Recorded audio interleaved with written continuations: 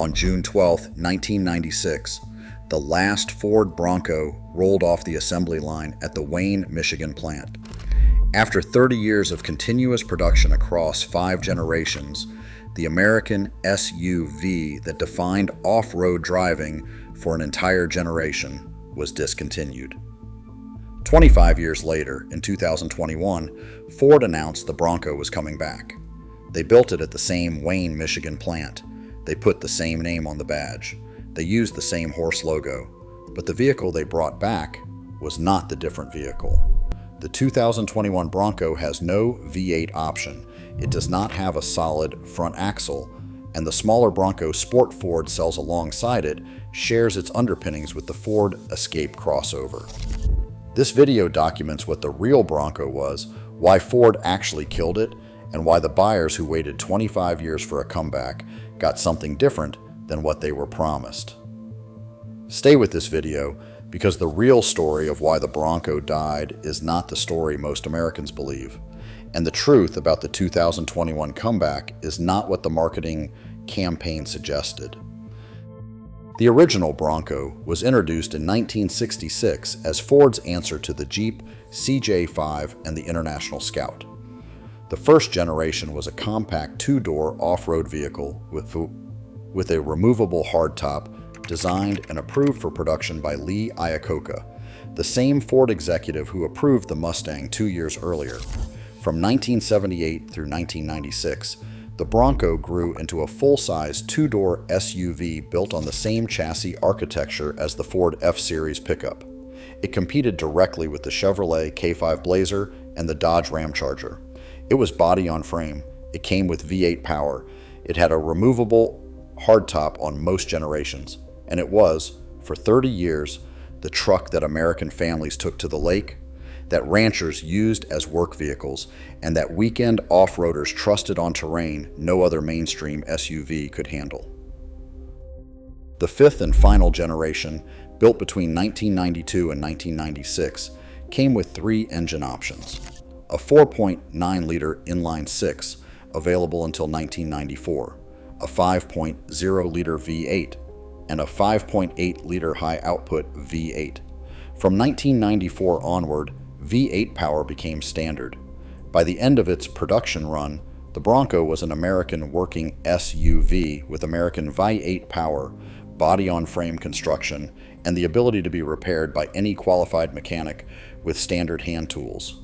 Hold on, because the story most Americans believe about why this vehicle was killed is not the story Ford actually tells. On June 17, 1994, Al Cowlings drove a white 1993 Bronco XLT at low speed along Interstate 405 in Los Angeles, with his accused friend O.J. Simpson in the back seat. The chase was broadcast live. Approximately 95 million Americans watched. The Bronco became, in that moment, one of the most televised vehicles in American history. Most Americans believe the O.J. Simpson chase killed the Bronco. Ford has stated, multiple times and on the record, that this is not what happened. Bronco sales actually increased after the O.J. chase. The decision to discontinue the Bronco was made for entirely different reasons, and the timeline shows the decline in Bronco demand started years before the chase took place. The real reason Ford killed the Bronco was strategic. By the early 1990s, the sport utility vehicle market in America was shifting away from 2-door, full-size models and toward 4-door, family-oriented vehicles. Chevrolet had introduced the Tahoe and was expanding the Suburban. Toyota had moved the Land Cruiser into the family luxury segment. American families wanted 4 doors, larger interiors, and the ability to seat 7 passengers comfortably. The 2-door Bronco, despite its loyal customer base, was selling fewer units year after year. Ford made a corporate strategic decision to retire the Bronco nameplate and replace it with a 4-door vehicle that could compete directly with the Tahoe and Suburban. That replacement was the Ford Expedition, launched for the 1997 model year.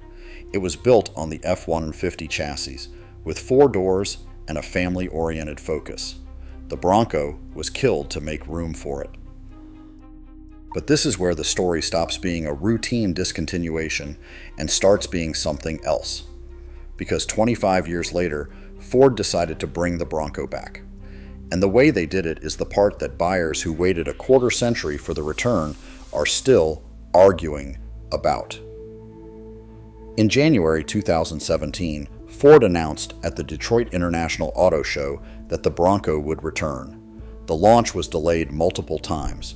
The vehicle was finally revealed in 2020 and entered production for the 2021 model year.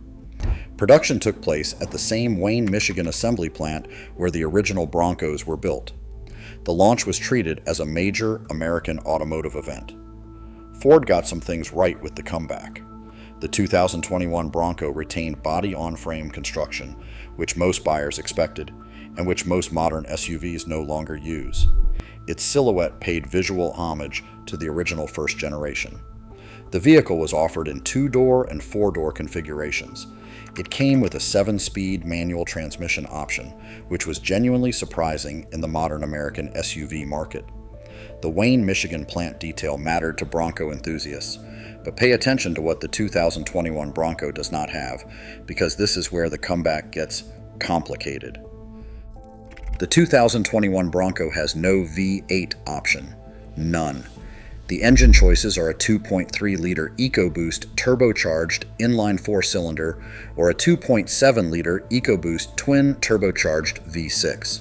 The original 1996 Bronco came standard with a 5.0-liter V8 and offered a 5.8-liter high-output V8 as an upgrade. The new Bronco does not offer either.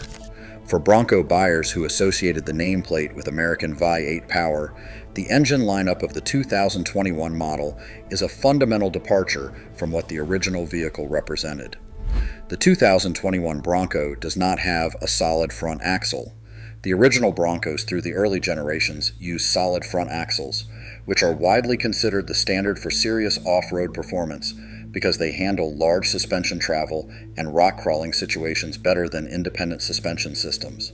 The 2021 Bronco uses independent front suspension, which is more comfortable on the road but less capable in extreme off-road scenarios. The Jeep Wrangler, the 2021 Bronco's primary competitor, still uses a solid front axle. Ford chose comfort over capability in the area where the original Bronco built its reputation. And then there is the Bronco Sport. Released alongside the new Bronco for the 2021 model year, the Bronco Sport is a completely separate vehicle. It is not a smaller version of the Bronco. It is not a derivative of the Bronco platform.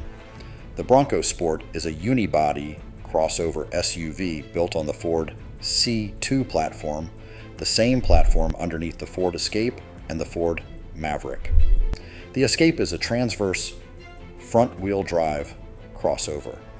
The Bronco Sport shares its fundamental architecture with that vehicle. It has nothing in common with the body on-frame Bronco except the badge on the grille and the horse logo on the wheels. This is where Bronco enthusiasts use the word betrayal, and this is the part of the comeback that the marketing campaign worked hardest to obscure. Ford brought back the Bronco name, attached it to two completely different vehicles built on completely different platforms, and counted on consumers not noticing that one of them was a unibody crossover wearing the badge of a body-on-frame American off-roader.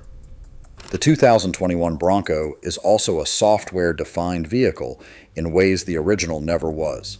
It has cellular connectivity built into the vehicle. It transmits data to Ford servers. It can receive over-the-air software updates. It contains manufacturer remote access architecture. The original 1996 Bronco had none of this. The transaction was complete the day the title cleared. The 2021 Bronco, like every other modern Ford, is connected to a corporate server for the life of the vehicle. The buyers who waited 25 years for the Bronco to come back are not all unhappy with the 2021 model. Many genuinely like it as a modern off-road SUV, but the buyers who expected the comeback to deliver what the original Bronco represented, an American body-on-frame SUV with V8 power, solid axle off-road capability, and complete owner control over the vehicle, did not get what they were waiting for.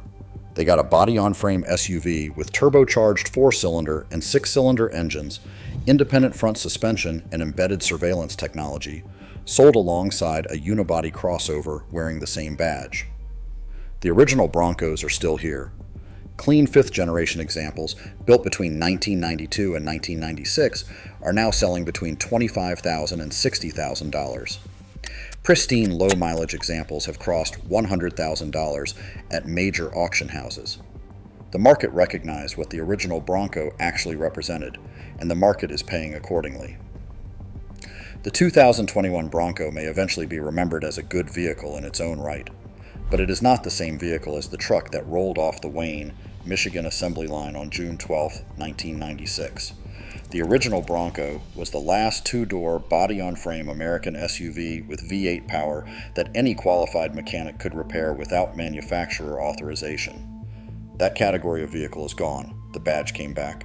The vehicle did not. Before the next video, one question. Did you ever own an original Bronco, any generation, any year? Or did you ride in one as a kid, see one in your neighborhood, or know someone whose family owned one? Leave the year, the engine, and the color in the comments below. The Bronco was an American vehicle for 30 years. The comments section is where the people who actually drove them get to be heard.